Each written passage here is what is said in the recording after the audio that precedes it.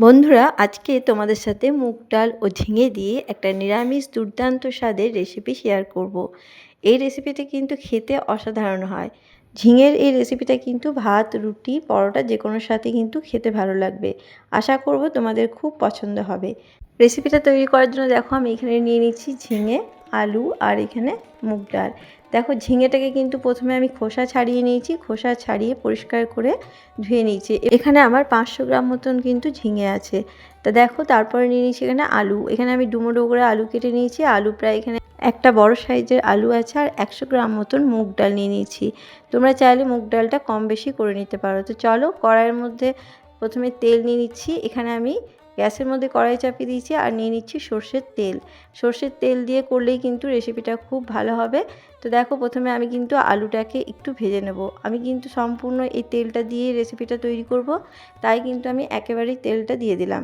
এরপর আলুটাকে কিন্তু আমি একটু ভাজা ভাজা করে নেব, মানে একদম ওপরটা ক্রিস্পি ভাব আসা পর্যন্ত ভেজে নেব। তার আগে দেখো আমি একটু দিয়ে দিলাম লবণ আর নিয়ে নিচ্ছি একটু হলুদের গুঁড়ো, যাতে কালারটাও কিন্তু ভালো লাগবে।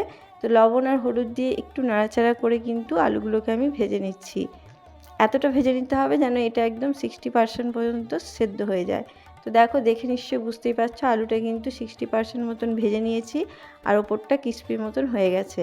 আমি কিন্তু আলুটাকে এবার তুলে নিচ্ছি। সমস্ত আলুগুলোকে আমি প্রথমে তুলে নিলাম। এরপর যে তেলটা রয়ে গেছে তার মধ্যে আমি এখানে দিয়ে দেবো 5 ফোড়ন। এখানে আমি হাফ চামচ মতন দিয়ে দিলাম 5 ফোড়ন। 5 ফোড়নটা একটু নাড়াচাড়া করে নেব, মানে যতক্ষণ না এটা ভালো সুগন্ধ উঠছে ততক্ষণ কিন্তু একটু ভেজে নেব। এরপর দিয়ে দিচ্ছি দেখো দুটো তেজপাতাকে আমি এটাকে ছিঁড়ে নিয়ে দিয়ে দিয়েছি। দুটো তেজপাতা দেওয়ার পরে একটু নাড়াচাড়া করে নিচ্ছি। এরপর এখানে দিয়ে দিচ্ছি একটা গোটা শুকনো লঙ্কা। গুঁড়ো শুকনো লঙ্কাকে দিয়ে এরপর যখন দেখবে খুব সুন্দর একটা গন্ধ হচ্ছে, তখন কিন্তু এর মধ্যে আমি মুগ ডালটাকে কিন্তু ভালোভাবে ধুয়ে নিয়েছি, ধুয়ে পরিষ্কার করে নিয়েছি। সেই মুগ ডালটাকে আমি এর মধ্যে দিয়ে দিলাম। এরপর একটু নাড়াচাড়া করে মুগ ডালটাকে কিন্তু ভেজে নিতে হবে। একটু সময় নিয়ে মুগ ডালটাকে একটু লাল হালকা কালার আসা পর্যন্ত কিন্তু এটাকে ভেজে নিতে হবে। ভাজতে ভাজতে যখন দেখবে খুব সুন্দর একটা সুগন্ধ এসছে, ততক্ষণ পর্যন্ত কিন্তু এটাকে ভেজে নিতে হবে।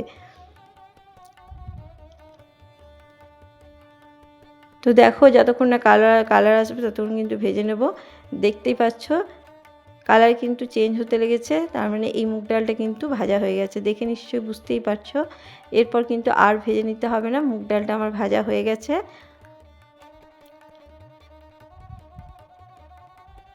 তো মুগ ডাল ভাজা হয়ে গেছে। এরপর আমি এখানে দিয়ে দেবো যে ঝিঙেগুলোকে কেটে রেখেছিলাম, সেই ঝিঙেগুলোকে আমি এর মধ্যে দিয়ে দিচ্ছি। ঝিঙে কিন্তু আমার ধোয়া আছে, ধুয়ে পরিষ্কার করে নিয়েছিলাম।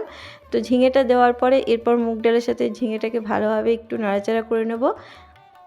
আমি কিন্তু এখানে কোনো জলের ব্যবহার করব না। এই ঝিঙে থেকেই কিন্তু যে জলটা বেরোবে সেটা দিয়েই কিন্তু আজকে রান্নাটা হবে।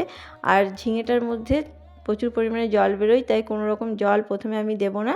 প্রয়োজন পড়লে অল্প একটু জল ব্যবহার করব। তো দেখো আমি ঝিঙেটা দিয়ে ভালোভাবে কিন্তু একটু নাড়াচাড়া করে নিলাম। কিন্তু এটাকে আমি ঢাকা দিয়ে দিয়ে রান্না করব। এর মধ্যে কিন্তু কোনো রকম জল ব্যবহার করব না। এই ঢাকা দিয়ে রান্না করতে করতেই কিন্তু সবজির যে জলটা সেটা কিন্তু বেরিয়ে আসবে, তার মধ্যেই ডালটা সেদ্ধ হয়ে যাবে। তো দেখো আমি কিন্তু ঝিঙের সাথে ডালটাকে একটু নাড়াচাড়া করব, বারবার করে কিন্তু ঢাকা দিয়ে একবার নাড়াচাড়া করে নিতে হবে। আর তার মধ্যে আমি এখানে দিয়ে দিলাম লবণ স্বাদ মতন, আর দিয়ে দিচ্ছি হলুদের গুঁড়ো। লবণটা দিলে কিন্তু আরও ভালোভাবে নরম হয়ে যাবে ঝিঙেগুলো। তার মধ্যে জলটা বেরিয়ে আসবে, আর ওই জলটা দিয়ে কিন্তু এই ডালগুলো সেদ্ধ হয়ে যাবে। তো দেখো আমি নাড়াচাড়া করে নিয়ে আবারও কিন্তু চাপা দিয়ে দিলাম। এইভাবে চাপা দিয়ে দিয়ে কিন্তু করে নিতে হবে।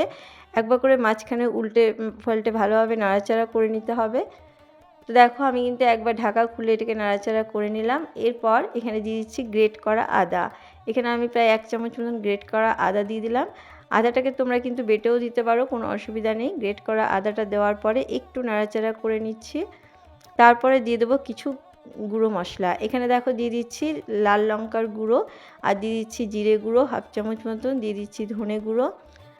আর কোনো রকম কিন্তু মশলা ব্যবহার করছি না। এইগুলোকে দিয়ে ভালোভাবে কিন্তু একটু কষিয়ে নেব। হালকা হাতে এটাকে কিন্তু একটু নাড়াচাড়া করে নেব। নাড়তে নাড়তে এখানে আমি যে আলুগুলো ভেজে রেখেছিলাম সেই আলুগুলোকেও আমি এখানে দিয়ে দিচ্ছি। এটা কিন্তু 60% মতন প্রায় সেদ্ধ হয়েই আছে, তার জন্য এই পর্যায়ে কিন্তু আলুটা দিয়ে দিতে হবে। এরপর আলুটা দেওয়ার পরে ভালোভাবে কিন্তু মিশিয়ে নিচ্ছি। মেশানো আমার হয়ে গেছে। এরপর এর মধ্যে আমি অল্প একটু জল ব্যবহার করছি, খুব বেশি জল কিন্তু একদমই ব্যবহার করবে না। অল্প একটু জল দিলেই কিন্তু হয়ে যাবে, কারণ ঝিঙে ও আলু থেকে জল বের হবে, সেই জল দিয়ে কিন্তু এই ডালটা সেদ্ধ হয়ে যাবে। তো দেখো আর এবার আবারও চাপা দিয়ে দেবো।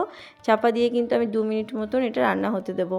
তো 2 মিনিট পর আমি ফিরে এলাম। দেখো কতটা জল বেরিয়েছে, দেখে নিশ্চয়ই বুঝতেই পারছো। আর এটা কিন্তু পুরো ভালোভাবে সেদ্ধ হয়ে গেছে আলুগুলো, তোমাদেরকে আমি দেখিয়ে দিচ্ছি। আলু ও ঝিঙে দুটোই কিন্তু ভালোভাবে সেদ্ধ হয়ে গেছে। তো তার মধ্যে দেখো আমি এখানে 1 চামচ মতন চিনি দিয়ে দিলাম। চিনি অবশ্যই দেবে, নিরামিষ রান্নাতে চিনি না দিলে কিন্তু ভালো লাগবে না। একটু মিষ্টি মিষ্টি রান্নাই কিন্তু ভালো লাগে নিরামিষে। তো চিনিটা দেওয়ার পরে একটু মিশিয়ে নিলাম ভালোভাবে। তো চিনিটাকে দিয়ে ভালোভাবে মিশিয়ে নিয়েছি। আলু কিন্তু দেখো পুরো সেদ্ধ হয়ে গেছে, দেখে নিশ্চয়ই বুঝতেই পারছো। খুন্তি দিয়ে এইভাবে দিলে কিন্তু কেটে যাচ্ছে। তো ঝিঙেটাও সেদ্ধ হয়ে গেছে। এটা কিন্তু আর বেশিক্ষণ রান্না করতে হবে না। এরপর চাপা দিয়ে আরও 1 মিনিট মতো রান্না করে নেব। তো দেখো 1 মিনিট পর আমি ফিরে এলাম। দেখতেই পাচ্ছ কতটা জল কিন্তু এখান থেকে বেরিয়ে এসছে। এটা কিন্তু একদম পুরো সুসেদ্ধ হয়ে গেছে। এরপর কিন্তু আর কোনো রান্না করার প্রয়োজন পড়বে না। এবার সব শেষে কিন্তু আমি ঘি গরম মশলা দিয়ে এটাকে নামিয়ে নেব।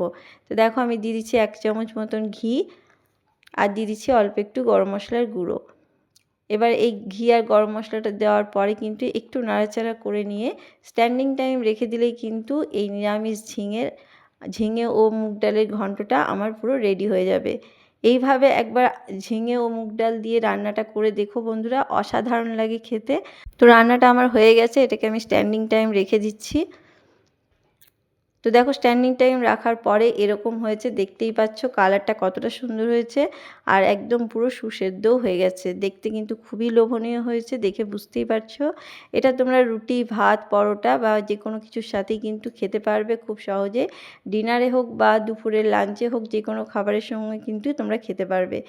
আমার মুগ ডাল ও ঝিঙের এই রেসিপিটা যদি তোমাদের ভালো লেগে থাকে তাহলে কিন্তু অবশ্যই চ্যানেলটাকে সাবস্ক্রাইব করে দিয়ে আমার পাশে থাকার অনুরোধ রইল। আবার কোনো নতুন রেসিপি নিয়ে হাজির হব। ধন্যবাদ, সবাই ভালো